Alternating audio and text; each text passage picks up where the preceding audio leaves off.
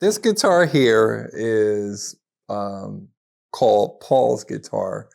Paul designed this guitar for himself. And the short story is I was at his home doing a recording session, and he pulled out two of these. And he said, here, you play this one, I'll play the other. I said, okay. So I was like, hey, this is nice. I started playing. I was like, what is this? He said, oh, this is my special, my special prototype guitar. I was like, oh, okay, what is it called? He said, it doesn't have a name, it's just Paul's guitar.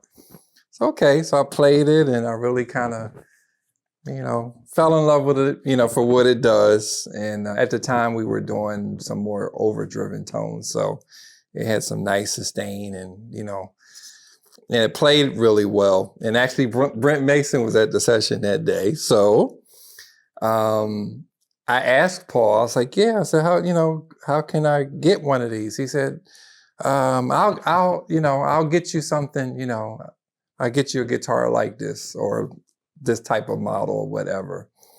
Well, the short story is, this was Paul's actual guitar. And I was told to take this home, but I thought it was commissioned by Paul for me to take this guitar home. And at the time, it wasn't. So I get this guitar home. 2 days later, Paul calls me. He says, you got my guitar?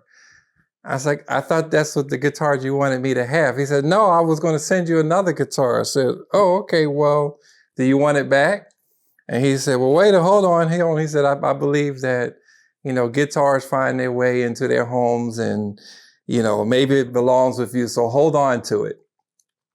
So to this date, Paul says that I stole this guitar from him, but I didn't, and he didn't ask for it back. So if you notice, it doesn't really have a model number.